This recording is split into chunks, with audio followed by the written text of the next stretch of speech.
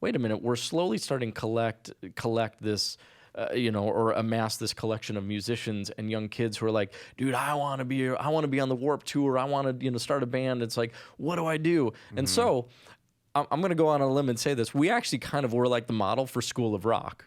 Okay. You see what I'm saying? You see what I'm saying? Because it was like, again, almost artist development league. You want to do this. You want to test to see if you've got the gumption to stick this out. Well, we will give you practical, like, on the job training.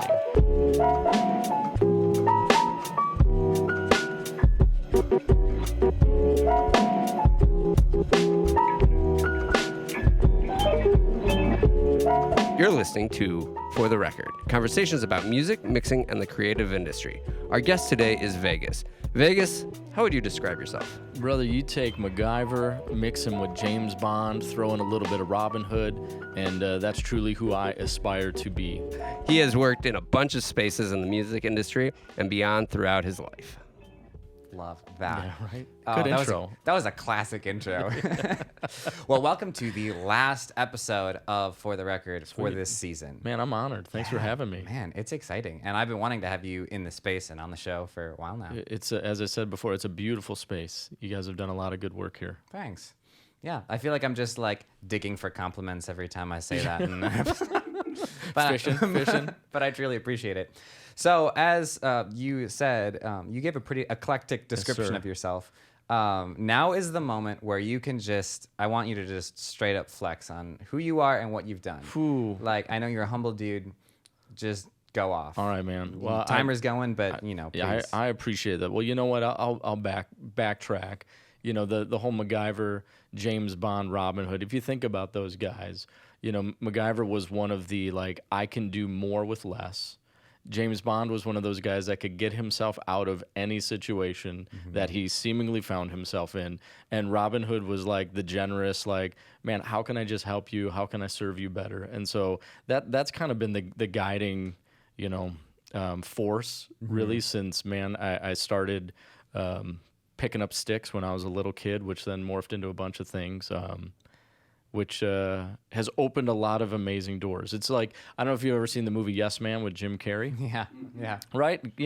Somewhat cheesy a couple years ago. It's older now. But there's something beautiful and poetic about, like, giving energy in saying yes and opening yourself up to things. I look back over the last 25, 30 years, a lot of the things I've been able to do, I probably had zero business doing.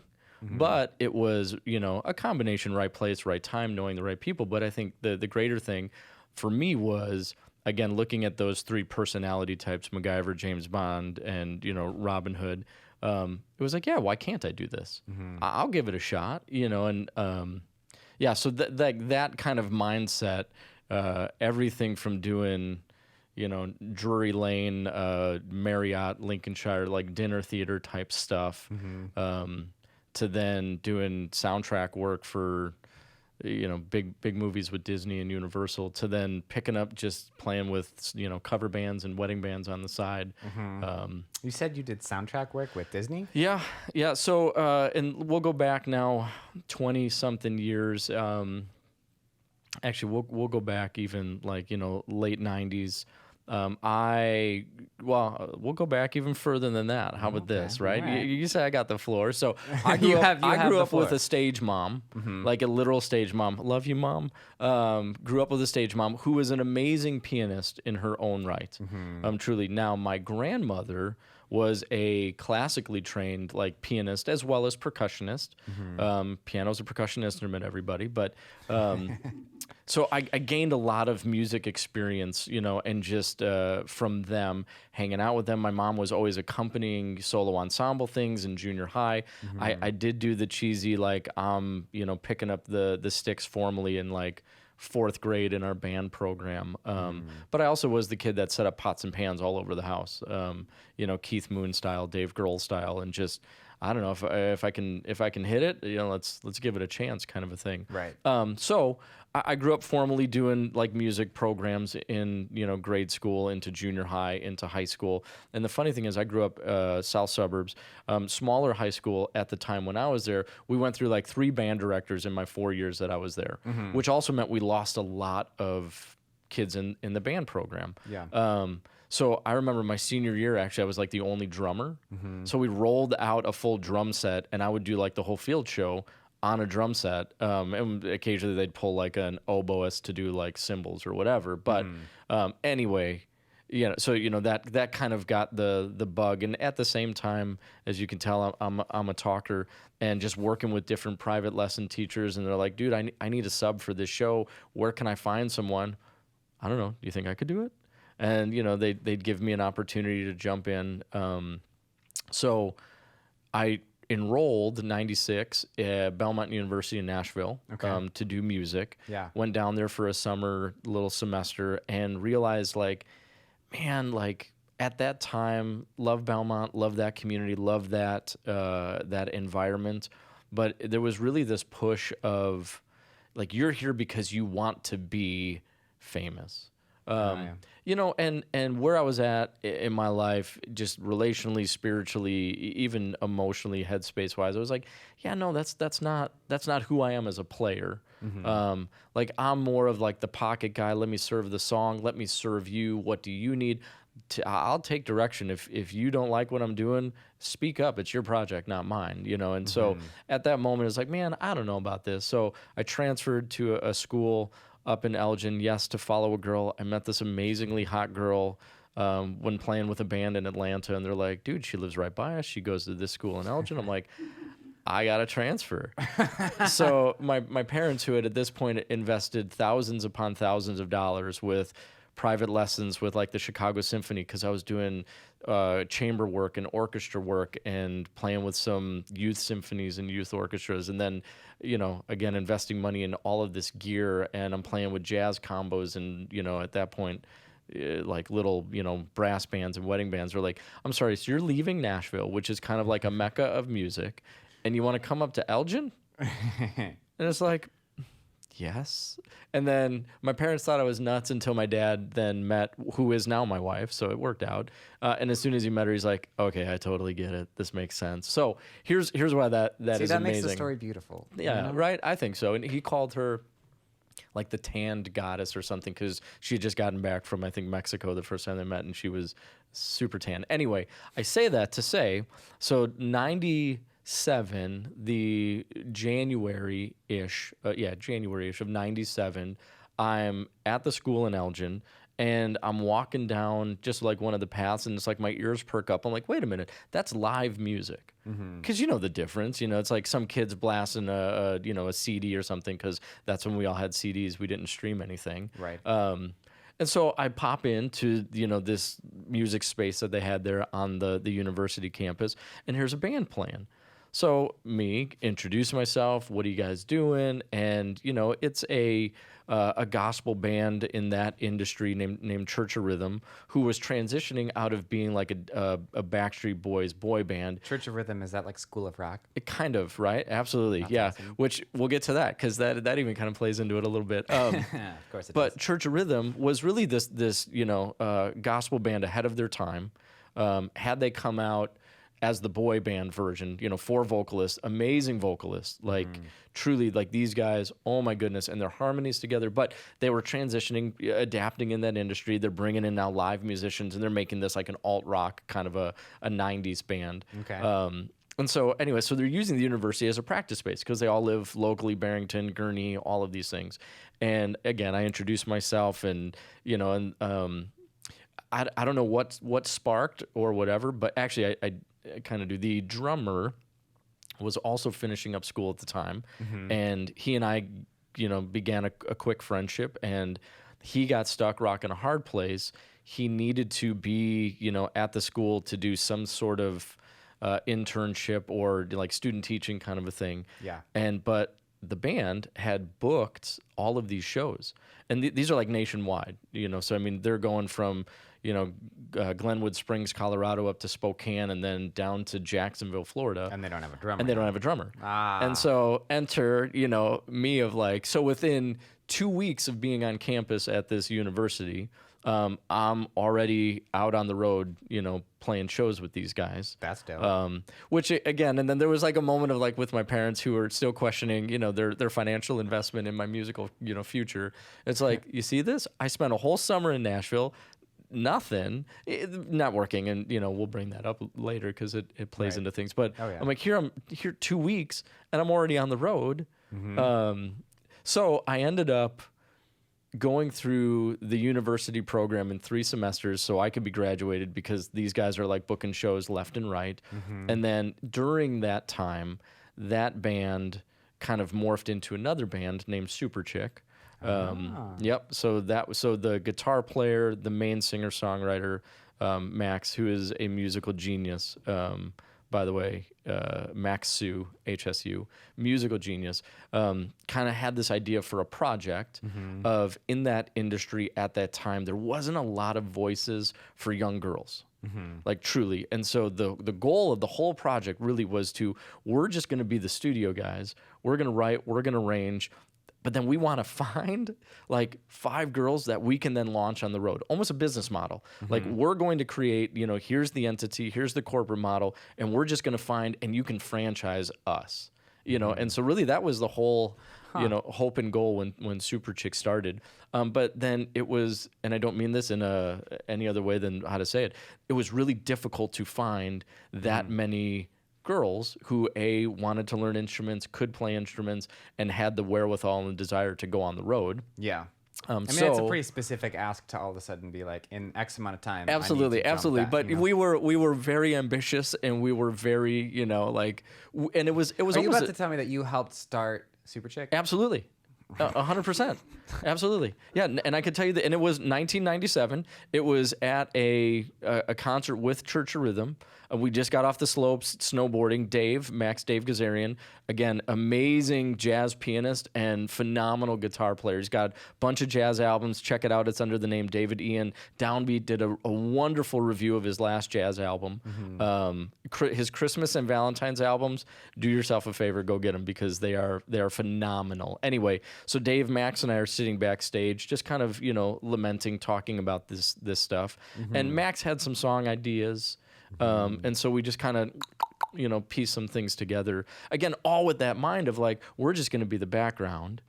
So enter Superchick. Superchick started, and if you go on the silly Wikipedia page or anywhere, you look them up, because, you know, it started before the dawn of the internet, so to speak, you know, and so information is fuzzy and all this. But I think in the 97 to 2017, the 20 years that they kind of maintained their long, you know, their career, there were probably 30 some people that were popping in and out, because we also, again, Dave, Max, we had this heart of, dude, you want to be a musician? Well, hey, what are you doing this weekend? Come on out with us. When you say people that were rotating out, are you talking about on the back end, or like the musicians that were in the band? Both, actually, okay. Yeah, both. Because I'm not super read into Superchick. Yeah, no, absolutely, and this is how we get to the soundtrack stuff. But right, so I promise you guys, like, I'm a tangent talker, but I never forget. Right, we will we will get there. I never it's forget. A train. And here's the other preface I usually give when I even do like leadership teachings is, like, literally all the stories I tell you are true. Half of them are believable. You know, it's one of those things. But so Superchick is kind of going at this point. I am getting married February of '99. So now I need to find a little bit of a replacement to give myself a couple weeks for, you know, honeymoon, all this stuff. And so there were two brothers I grew up with. That I kind of invited, like, man, they're good musicians. One of the first bands I was ever in was with their dad. And really, we had this heart of just find us young guys. We can teach them, we can train them, we can mold them. And so, you know, I introduced at my wedding these two brothers to then Max and Dave, and they hit it off. And then we had That was some last minute planning. If you needed a replacement because you were getting married and you introduced them at your wedding. Absolutely, absolutely. But you know, I mean, sometimes that's how things work. And it wasn't for lack of trying, but it was for lack of like, again, finding the right person to fill that spot. Who then it's like, yeah, I can go on the road for 3 weeks, you know, and again, we're up in Gurnee all the way down to Tinley Park. You know, that was kind of the geographical span in the Illinois area here.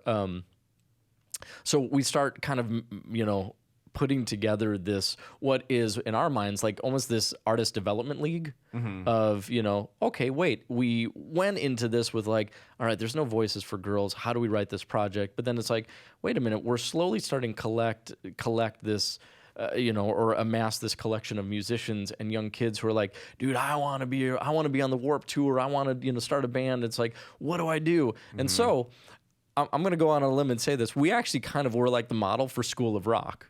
Okay. For, you see what I'm saying? You see what I'm saying?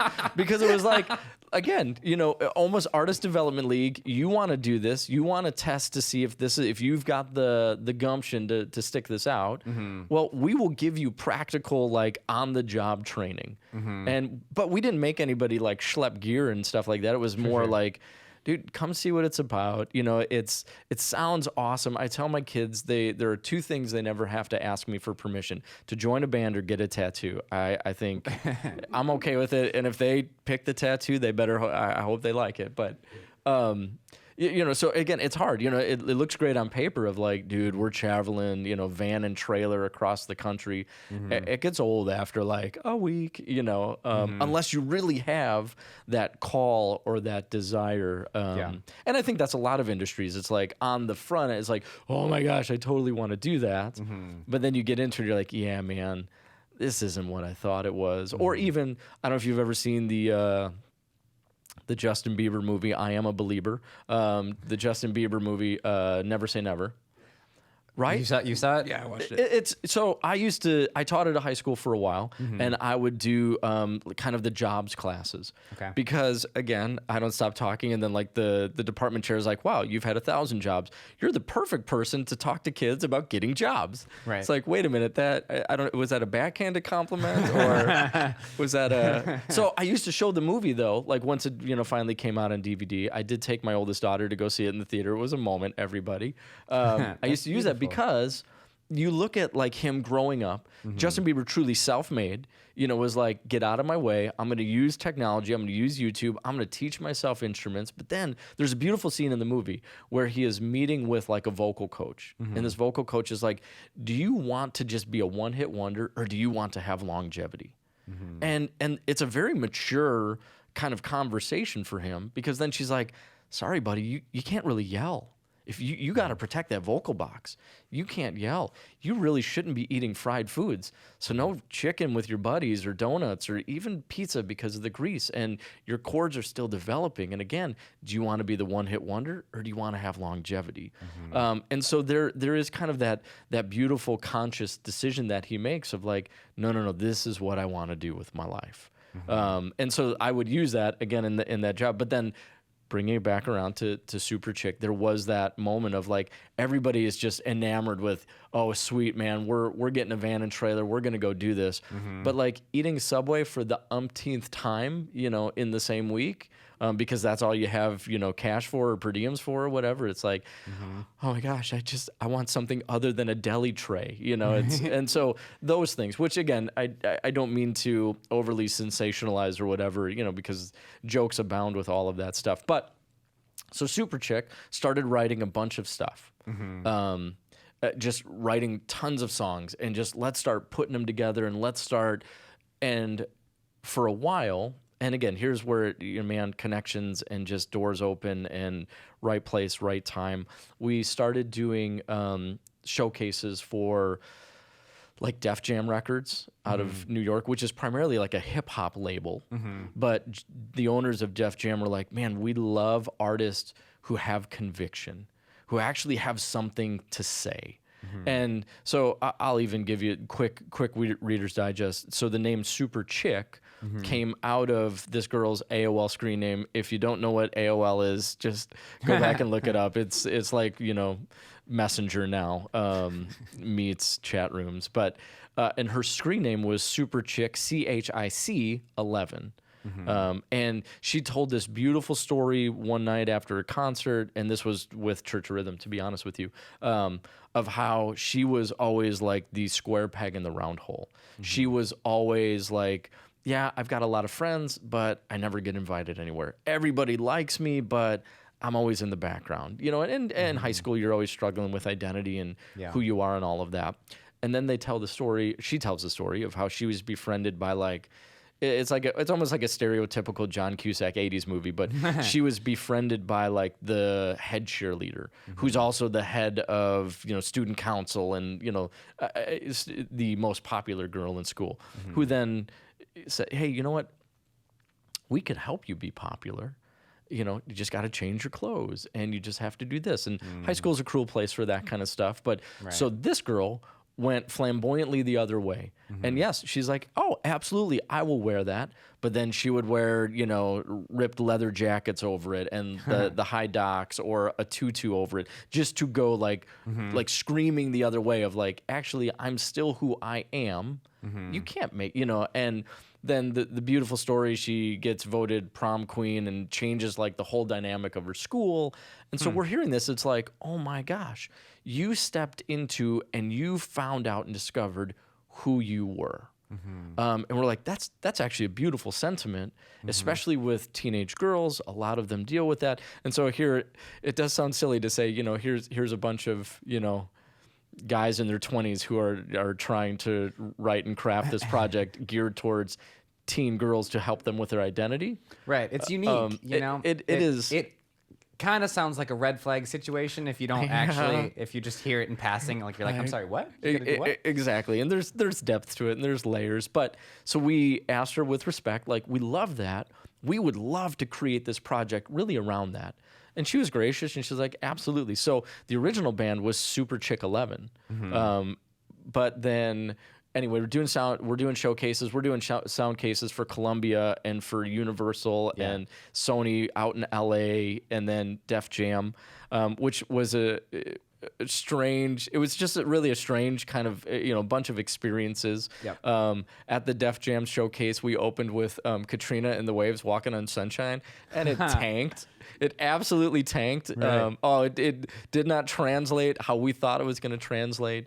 But then, you know, as things happened, the demo got into the hands of John and Dino Elefante, John Elefante from Kansas, and his brother Dino, who has this beautiful grand piano, which is actually a humidor for all of his cigars. So Dino, being more of the vocal side of, they created a label back out of Nashville at that time called Pachyderm Records, because their last name is Elefante, elephant, you know, so they created Pachyderm Records.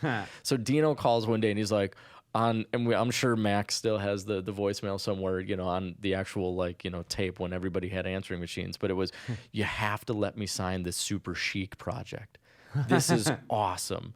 And we're like, Super Chic. Oh my goodness. So literally that day we changed the branding, dropped the 11, and then we put the letter K in brackets at the end, almost as like a, you know, hopefully nobody will mess this up. But so Superchick writing all these songs, we ended up doing the first album in '99 independently up in Gurney at a studio we had like right off of Grand and Dilly's behind Six Flags there.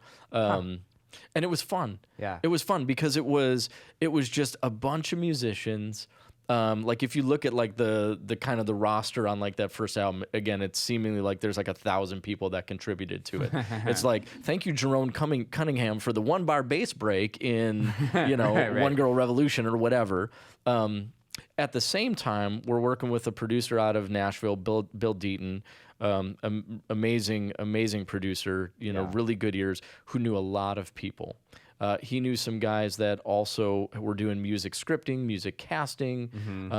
You know, they're song finders for like the WB network and what became the CW network. Yeah. And so one thing to another, and next thing you know, it's like, hey, the WB wants to license this song. Then it was, wow, wait, what is this world, of licensing and publishing? And it's like, wait a minute, just, pull the curtain away, and it's not, secret information, but it's, wait a minute, we're going to actually make more money from that one licensing than the entire year of touring and trying to sell T-shirts. It's like, yes, how do we do this more? So there almost became this little focus of, okay, well, not that we want to be like a pimped out project, but how do we write things specifically? And again, knowing people that were doing casting at the time and music placement, I want to say at one point it's like, man, we've got 200 songs, none of them got picked. Well, then it's like, well, let's just start putting them on albums. Yeah. And at this, at that point in the venture of Superchick, my role kind of changed a little bit because I had a lot of kids, so right. I'm shifting to on the road, doing like percussion, congas, all that fun stuff, turntables, beatboxing, all that things. And then kind of working the backside of merchandising and ordering T-shirts and all of that. But along the way, it's like, let's see, like MTV picked up a bunch of stuff. Universal picked up every like early Mary-Kate and Ashley Olsen movie from Disney has some Superchick song in it. One way. Cadet Kelly. So it's not soundtrack work. Right. Yes. Yeah. That's where that's where I was getting. Yeah. All right. How did we get into the soundtrack? Yeah. So really, it was more at that point. They license songs. It's more licensing. And then you get into that whole world of licensing. But then along the way, we get approached by MTV to say, actually, we don't want to pay. A bigger kind of top tier band to license their song. Could we commission you to actually write a theme song? So we did some of that stuff for like the Road Rules Real World Challenge, like seasons like 2 and 3. I don't know, I mean, thanks to the internet, you can probably go back and find. So there was some of that intentionality, almost in a commissioning sense of, hey, listen, you guys are kind of floating under the radar. You've had a lot of placements. I think at that point, 4 years in, 5 years in, there's almost 100 placements in different, sitcom shows, commercials. NFL Films pulled one of them. I think Bud Light pulled one of them. Kim Kardashian West licensed like the whole album. October of Halloween of like 2019. The Superchick album? Yeah, the whole first album, because one of the songs was used in like the final closing credits of Legally Blonde. With Reese Witherspoon, and there's a whole scene in that movie where she's in the hot tub to do her, her virtual or her visual resume to get into law school, and so Kim Kardashian wanted to recreate that whole scene, and she's like, but I don't know what song is in the background. Well, let me go to the soundtrack and let's just license it all. Interesting. Yeah, it is. So I mean, it's strange how that kind of that stuff still pops up every now and again. But here 20 years later, because that was early 2000s when all of that stuff was going down. But so out of exposure from again, and there was one song in particular called "One Girl Revolution," which seemingly like Disney was like, let's put this in every movie that has a female lead. Like which in is that, all of their movies. Right, exactly. So again, Cadet Kelly with Hilary Duff, and again all the Mary-Kate stuff, and that was. And here's the funny thing, and I can say this now because hindsight's 2020. Right. That was probably like the least favorite track, and probably the one that we all despised the most. It was like this luscious Jackson kind of feel of. And it's so busy. There's so much going on in the track. Yeah. And I mean, I'm like going to town on a triangle at one point, and it's just, it's absurd. It's absurd. And then the overdubs, because at that time, I mean, we're controlling the environment. It's like, do you want to put a shaker down? Yes, I do. Well, how about a tambourine? Yes, I do. Do you have anything else that you can make noise with? Yes, let's, So what if we just scream in the background? Oh, truly. I listened to some of the, the early stuff, especially with that project. Yeah. And absolutely, like there were multiple Max, again, musical genius, love the guy. he would do the whole, okay, like we're just setting up a mic. Like, do you have any hype man type stuff? Do you have any like, yeah, all right, come on now. And so we would ad-libs. we would do just passes. Everyone in the band, which at that point could have been 12 people. Everyone in the band would do a pass of just hype. I don't even know why. I mean, and Max was like, that sounds like a lot of fun though. Oh, it truly was. And looking back at those moments, those experiences. Truly was, man. It was a heck of a lot of fun. And, here I am driving like, almost 2 hours from Tinley up to Gurney sometimes, or then we had moved to like Hoffman Estates. And, I've got this nasty cargo van that I'm schlepping all this gear in. And because percussion wise, like, not many guys were doing that kind of rig stuff of congas and bongos and timbales, because it's like, well, we're not a Latin band. It's like, well, yeah, but it's still colors and textures and fun things. And, I mean, I even think I'm playing like a jaw harp on one of the songs, just bow, bow, That's amazing.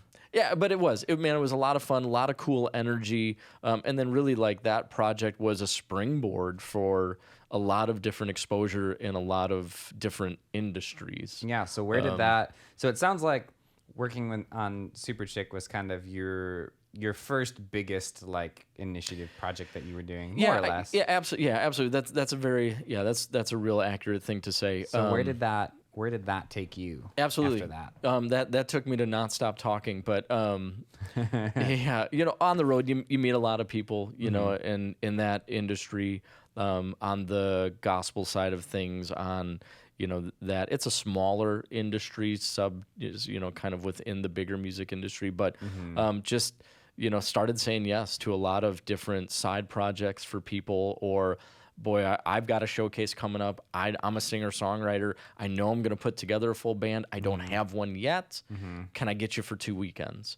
And so started saying yes to that. Then that opened up being able just to even speak into doing some A&R work for some other labels, which for me was just, man, I want to get insight, and I want to be able to stand on some legs in the industry. And so I want to know how everything works. Yep. I want to know, man, okay, here's a guy that has a song, he pitches it, it gets recorded, what happens next? And I was really, really interested in all of that. And, in that gospel industry, Superchick ended up signing with the Newsboys' own label, In Pop Records. Okay. International Pop is what it stood for.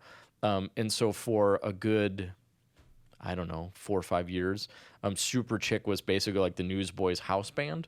And like any tour that they had, okay, this is just what we do. Yeah. And then that allowed, again, backstage conversations, just on the road conversations, and you're just collecting. You're not collecting in a commodity sense, but networking. Yeah. And it's just Uber, and especially then, cell phones were there, but not to the extent that they are now. So it still was highly relational, highly conversation driven, highly, boy, we need to make a connection here. Even music, it wasn't like, okay, you're in a studio in Seattle and I'm here and let's just bounce the files back and forth. It was organic and more of that, which I'm loving to see the resurgence of that stuff coming back around. But so out of Superchick, I started again just messing around with a bunch of different projects and artists, and one of the guys I landed with, singer-songwriter named Paul Wright, who was from like Eugene, Oregon, moved to Nashville, got signed to Goatee Records, owned by Toby Mac and those guys. So that opened up then a whole other kind of group of people that now I get to, mingle with, interact with, network with, and Paul, we did a couple different little, 6-week, 8-week tours. One of them was with David Crowder, the Invincible tour with Telecast, David Crowder, which now this opens up a whole other world of then that side. Because, at that point, Crowder with his band, man, all of those guys are like technical musical geniuses. And they were like one of the first bands, early 2000s, 2000, I don't know, maybe 6, 7 or so. So yes, pre-iPhones, but every one of them had a MacBook on stage, and they're running depths of tracks and depths of sounds and all of this stuff. And again, like, I mean, with Superchick, we had the giant ADAT rig still, you know, we're running analog tape, and then, you know, made transitions as technology changed. But like working with those guys, being exposed to that, you're like, whoa, wait a minute, what is this? Yeah. And again, you know, here all along the way, I'm still yapping my gums, meeting people, and, you know, collecting. And I don't mean that in a derogatory sense, but, No. you know, Like assembling. exactly. Just man. And I grew up with a dad who always had a guy for something. You know, it's just like, oh, Dad, the car broke down. That's okay, I got a guy. Right. Dad, I'm looking at an engagement ring for, you know, my girlfriend. I got a guy. Right. Like something that I've valued is the idea of having like a depth contacts in my phone, not as like a flex or not as like I'm some big person, but like it's that like, oh, okay, I know someone that could help you Exactly. with that. And even if it's just a conversation to get then a spark of information, or even like, dude, I'm not asking you to physically do this, but you know, in my shoes, what would point me in the direction? Right. And so really that was that, and that's always been one of my bigger strengths. Even to like this day, you know, having left jobs or left band, I still have full confidence I could call any one of them. And I don't mean that as a flex, but it's just more of like, that's how I postured myself. That's how I built, you know, kind of who I am to be able to do some of the things. But Yeah. so there was a season where I took a break from Superchick. Mostly, again, I have, you know, 5 kids, and I wanted to value my wife and my marriage, and not that those things couldn't, you know, coexist, but just where we were at. Yeah. So 2007 maybe. Yeah, 2007, 6, 7, down at Cornerstone, which is a huge music festival in central Illinois, hanging out, and I meet just mutual friends of friends working with production companies and working with kind of other media companies and some other things. And then I hear, hey, we're doing a Kid Rock, Ludacris, R. Kelly. Sorry, guys, but this is reality. R. Kelly music video. Yeah. And they're actually filming like right where I was living at the time. And so me being, you know, it's like, can I come hang out? Right. And they're like, well, actually, we run the casting agency that's providing all the background extras, the stand-ins, all this stuff. We'll put you to work. Like, do you want to be an extra? All right. Yeah, you know what? Why not? I've got a free day.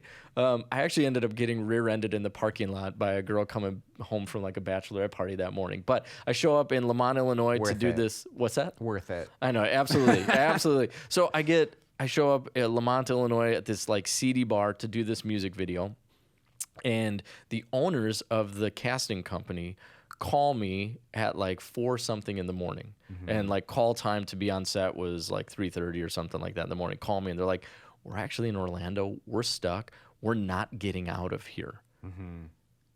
Could you act as our representative? I'm like, whoa, wait a minute, what? And it's like, yeah, we're not going to make it. And they're like, your reputation, kind of in a preceding sense, you know, it's like, do you think you could act as if you work for us, you run the company?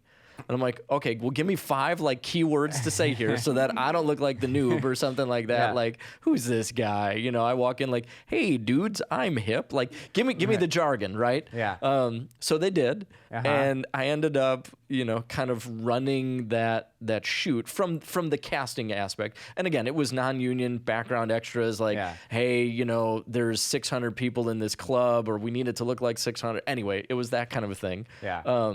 So I get done with It's a that confidence move. So I get done with that 2-day venture, and it's like, then they come back to me and they say, hey, actually, we do all the casting for the Chicago production of ER. What are you doing for the next, you know, 6 months? Can we get you on retainer? And it's like, yes, you know. Wait, did that answer the question? I don't know. Wait, what was the question? So that launched into this whole world of me doing casting, which, again, I'm still in the industry. I'm still doing stuff. I'm still picking up side jobs, wedding bands, all these things. But now I'm exposed to this whole other side of the entertainment industry. That was kind of like circling to what we were talking about at the beginning, the power of saying yes. Yeah, absolutely. Exactly. And truly, and I probably had no business, but understanding casting is all based on relationships. Yeah. Because, you know, you get the orders from the production company. Here's the scenes, and here's even the demographic breakdown. So we need 30% this, 20% this. We need, you know, 17% ages 50 and above, blah, blah, blah. Yeah. And so I like to talk to people. So I'm on the phone. I'm putting together this now roster of this pool of extras, which could be everything from SAG and after actors who are like, okay, I don't like eating mac and cheese all the time. I actually need to work because, you know, and they can only accept so many projects in a given, you know, non-union things. But then to the house, you know, the retired, you know, house mom was just like, I'm bored today. I'll be an extra. To then even honestly, like there's some homeless guys that are like, wait a minute, free lunch? Absolutely, I'll be an extra. Yeah. So I worked on like all the Batman movies in the city, the Transformers movies, a bunch of one-offs, some pilots for NBC, which is fascinating. Yeah. Because now I'm getting kind of like the other side of, you know, some of that industry, especially then getting to know the music script supervisors and those guys right away. And really, I got on set, and you know, you want to become best friends with the costumers because it's like, hey, that box of, you know, all the stuff that you didn't use, what are you going to do with that? They're like, donate it to Goodwill. Well, wink, wink. I'll take it to Goodwill for you, you know. So, you know, I got some pretty sweet jackets out of that. And you get to know the hair and makeup so you can get a nice haircut. Get to know craft services because they're the ones that put food in I your belly. expect one of these jackets. Oh, absolutely. Just absolutely. putting that out there. Dude, it's like brown corduroy with like Sherpa lining. It's sounds gorgeous. amazing. Oh, it's gorgeous. You and know I got where I that live. one from The Time Traveler's Wife with Eric Bana, Rachel McAdams. They did a bunch of stuff at Lincoln Park Zoo, but Oh, wow. yeah. So anyway, yeah, it was this again going back to, you know, here I am saying yes to this stuff.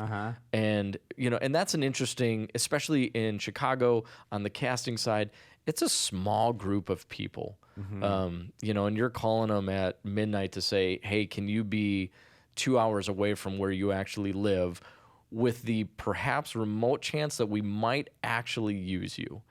Because there's so many variables, you know, and understanding what is it like 2 hours of like recorded film equates to like 10 seconds of screen time, you know, and but now through that, now I'm talking to all of these assistant directors and script supervisors and continuity directors and Foley artists and gaffers and electricians. And I'm just kind of networking, and I'm building this whole, you know, man, what could come out of this, you know, mentality, which again goes back to the MacGyver, the James Bond, the Robin Hood, because it's, you know, what do you need? How can I serve you? Boy, how did I get myself here? And what do I do to get out of this as, you know, harmlessly as possible? And then the MacGyver of like, I don't know the words to speak, so I got to figure this out. How do I make do with what I have?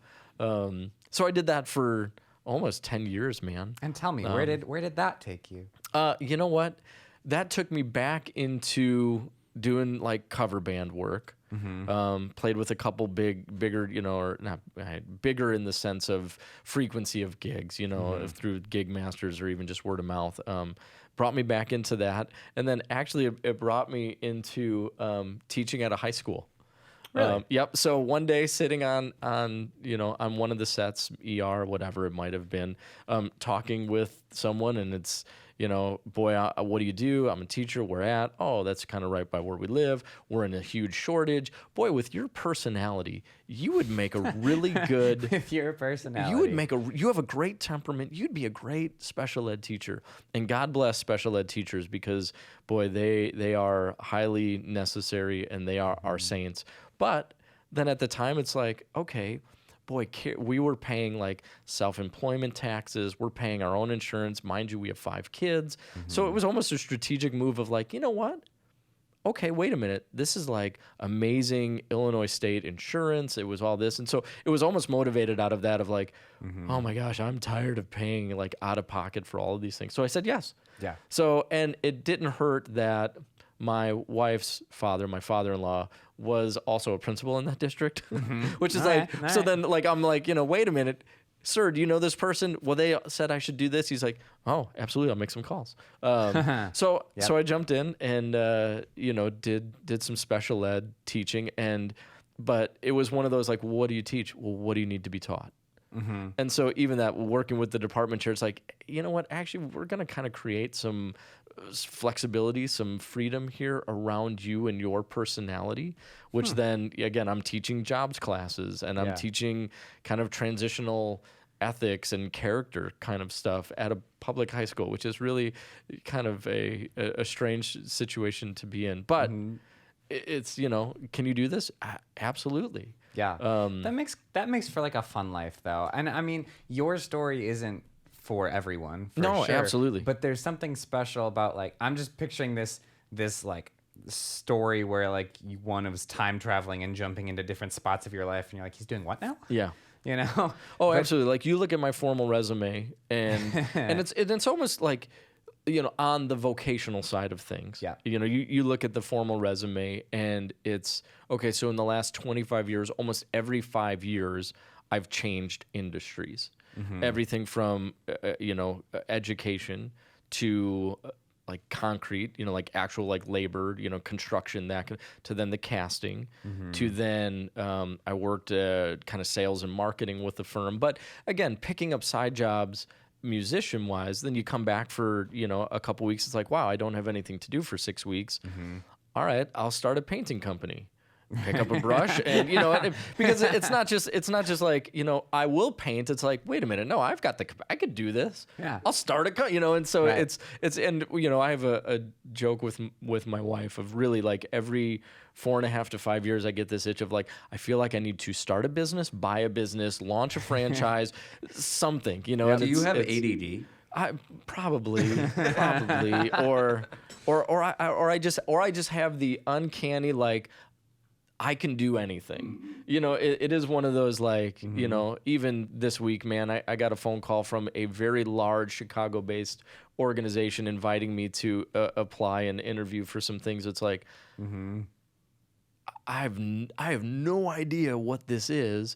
How did my name even get brought to the table? I asked that question. I said, you know, because it was, hey, you know, your name kind of came by multiple times in conversations. And it's like, how did that even happen? Yeah. And it's, you know, actually it's a 6-month contract. We think you'd be perfect for it. And so I have until Friday this week to give them some thoughts on it. And so now I'm scrambling once over again of like, give me the jargon, give me the key things to say, truly what is the form and function, you know, all of that stuff. So it's still happening, you know, so, but I appreciate what you said there. Yeah, my story is not for everyone because it is absolutely not traditional. It is not orthodox by any means to say, you know, to kind of go through the resume of what did you do, when did you do it, how did you do it, and how did you even get into that? You know, it's one of those. But again, for me, it all comes back to that energy, that momentum, that just not being afraid to say yes, to, you know, stretching yourself as a professional or even as an up and coming. You know, there's been way too many things. I remember one of my private lesson teachers, Steve Prznicki, great guy, really good for me at the time, and saw something in me that I probably didn't see in myself. Yeah. And it's like, hey man, I'm out of town this weekend. We're doing this production of Hello Dolly or Mame or something like that. And that was like one of the first times, and again, I'm probably like a junior in high school at this time, sophomore, junior, but I'm looking at all these charts. It's like, oh my goodness, I can read timpani music. I can read, you know, xylophone, you know, snare.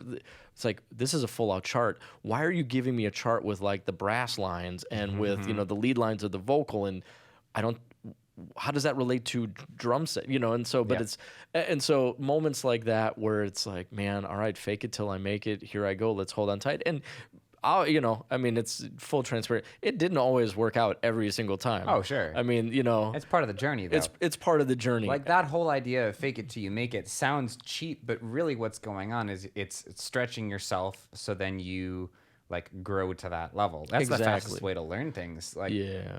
I mean, fake it till you make it. It's like a cheap way of saying something that's really valuable. Yeah. Like, And it's almost like you don't, and I don't know who said this, you know, internet people, you can look it up, but it's like you don't actually rise to the occasion. You fall to your highest level of competency, you know, and so, that. yeah. And I truly forget who said it, and I might even be butchering it, but that's how I took it of like, okay, so how do I make sure I'm prepared enough And then, yeah, I think there is still that little component of stretching within, but it's like when someone's like, wow, you really rose to the occasion. It's like, well, actually, you don't know the hours I've put in behind the scenes. Even, you know, and you look at like the whole, you know, iceberg picture where it's like, we just see the top 10%. What you don't see is the 600 hours I spent, you know, working on double stroke rolls and, you know, conga patterns, you know, with my hands. And you don't see the broken knuckles on every hand, you know, from hitting the congas way too hard. You know, congas and Marshall amps don't usually go together hand in hand. And multiple shows you showed up, it's like, we have one SM57 for your congas. Where would you like me to put it? It's like, wait a minute. And I'm going up against like, you know, full, again, Marshall stacks and Ampeg, you know, the refrigerator bass cabinet. It's like, this ain't going to work, man. But then that forced me to really learn audio. Because it's like, okay, so I'm going to invest in a board for myself and my own rig. So now I'm just going to send you stereo feeds. I'm going to submix myself. So now I'm learning, you know, anyway. It's like as there's a need, you learn a little bit more. Exactly. And that makes you more, you know, deadly. And I hope, here's my hope and prayer. I hope I never stop. Like, you know, even now, some of the stuff I find myself, truly, I will come home and say to my, I don't know how I ended up here. I don't know how I ended up in this conversation with this group of people doing this thing. And I do, obviously, you do know, but there is like that conceptual, like, oh my goodness, what is happening right now? Right. And I'm excited for that. I truly am like that. I think that energizes me. That kind of gives me momentum to keep going. And now, one of the, I'll use the word conviction. One of the things that I've really been focused on is, how do I now be that person in someone else's life? You know, that was, okay, so that was kind of what was in my mind. So that's perfect transition. Because I've been asking this sort of question for pretty much everyone. And it's like looking forward, like what's the next step for you? Yeah. What's your dream? What's something about the future? And I was almost like, I don't even know if he knows, because it's been so Sure. not chaotic, but so random, like your story to get you here. Like, I feel like, correct me if I'm wrong, it's kind of like, I don't know what's next. Yeah, you know what? There is yeah, absolutely. That is, you know, 100%. So in that, it's like, okay, so I don't know what to do, but I can still do something. Like, I grew up again with an amazing dad who, A, we were not victims, but B, you may not know what to do 100%, but you can still do something, you know, and that was my dad. It was even like, honestly, I don't care what you do something, you know? And so there is a little bit of that. And he was a Navy guy, military guy. So it's not rigid in the house, but still there was this, like, I don't care what you do something, do something. And so again, it's the momentum of like, okay, so I'm now saying yes to myself of, well, what can I do? And now a little bit of, you know, future with hindsight in mind of like, I look back and I say, okay, some of the goofy industries, some of the goofy things, and some of the cool things, you know, I've been able to do really came at the hands of somebody opening a door. Yeah. Or Or somebody taking a chance. Or again, like Dave Psyche, amazing man, one of the most influential drummers in my life. His playing is fluid. I will use that word, fluid, because it's like, oh my gosh, like he's moving poetically and it's so beautiful. And he was one of the guys like, man, I'm going to invest some gear into you because I see something that maybe you don't see right away. And I still have it. He worked for Yamaha drums, and I still have like the original, the stuff he invested in me in this amazing old school Slingerland kit. Anyway, so now I'm looking for, very consciously looking for, almost I'm seeking out like, all right, how do I now posture myself to be that person, to be that Dave Psyche, to be that Max? Because, you know, Max with Superchick, you know, and Church Rhythm, and, you know, Max has gone on to, you know, I mean, amass an amazing, you know, list of accolades and accomplishments across multiple industries. But again, you know, here it's like, dude, I'm gonna take a chance. I'm gonna this. it's kind of like this whole, I've done all of these things and I've collected these things. How can I now pass that off to other people? Yeah. Any dreams for how that could look? You know what? Yes and no. There's a really good book series, an author named Bob Berg, and he co-wrote it with someone else, but it's called The Go Giver. I've series. heard of that. Yeah, it's a Maybe red it was book. from you. I'm sure it was. We were probably discussing was. it. Yeah. Because, and it's this concept of we live in a world of go-getters. Everybody, dog eat dog. I'm going to get mine. I'm going to, but it's like, actually, you can even go back and look at like empirical data on success of companies. And the companies that usually surpass and like have timelessness, some point, somehow, some way, there's this benevolent kind of, investment into someone, something beyond themselves at their own cost. And so really, going through those books, which were, a fantastic read, now, again, I think for me, it's just that conscious awareness of I don't specifically know. I know, and I've got some ideas. I'm working with some business plans, some models right now, writing some high-level teachings, curriculums, leadership trainings, things like that. And for me, that's me doing my due diligence on the prep side because, again, like I alluded to, this company that just reached out. Well, I'm going to be able to draw on that going into this next conversation. That might be an open door, maybe not for what they think, but it may be an open door now for me to step into that kind of role. And for me, it's one thing to say it again, as the adage, the road to hell is paved with good intentions. It's one thing to be like, dude, I'm working out today. I'm doing this today. It's another thing to actually like drop down and do some push-ups. And so for me, I feel like right now I'm in a season of laying that groundwork. I'm doing the push-ups. I'm doing the hard work. I'm writing. I'm putting pen to paper on stuff. I'm reaching out to guys who are, several years my senior in industries that kind of offer generically kind of that coaching, that kind of empowering. And then not afraid to overextend and jump into some situations that stretch me, but then hopefully will then lead to just give me better framework on what this could look like.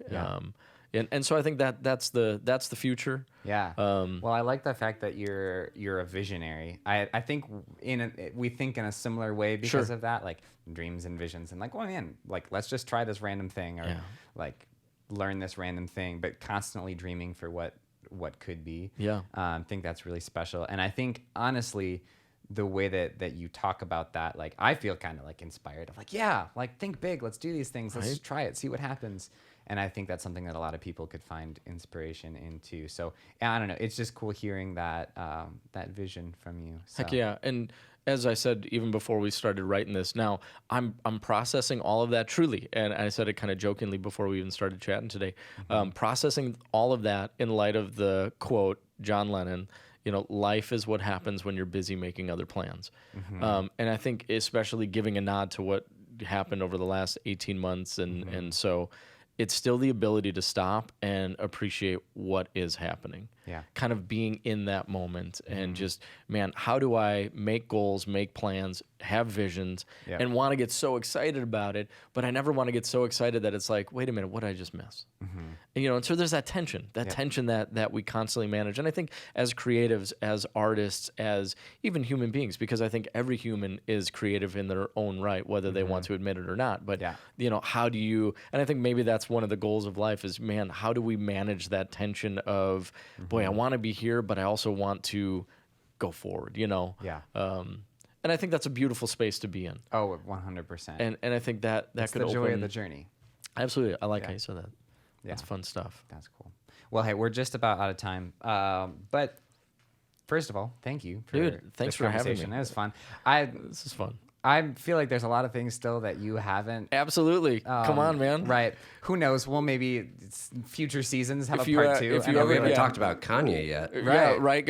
Michelle Obama. I've got a great story with Michelle. I can't even. This is too many interesting things for season 1. Driving cars on. There's a ton of. There's. Oh my goodness gracious. There's 1,000 things. You know what? Yeah, you got to ease me into your make life. a list. Just make a list, and I don't say that here. Make a list of like, you know what? Maybe we could talk about this. We'll figure it out, man. Yeah, there'll be a part 2 and be like, these are the things that we didn't talk about that we could have talked about. Yeah. Yeah. That was good. I'm excited for that. The future is bright. Me too, man. And bless you guys. Appreciate what you guys do here, and wish you guys a lot of success. I can think of no more appropriate way to finish season 1 than with oh my goodness gracious this conversation. Dude, that's an honor, truly. Man, it was great. Well, I'm excited for your future, for Thanks, the future brother. of the studio, for Absolutely. just all the things. Yeah, and thankful for caffeine Oh yes. and caffeinated records. Bless. Cheers. Please, cheers. All right. See y'all in season 2. Peace. Bye.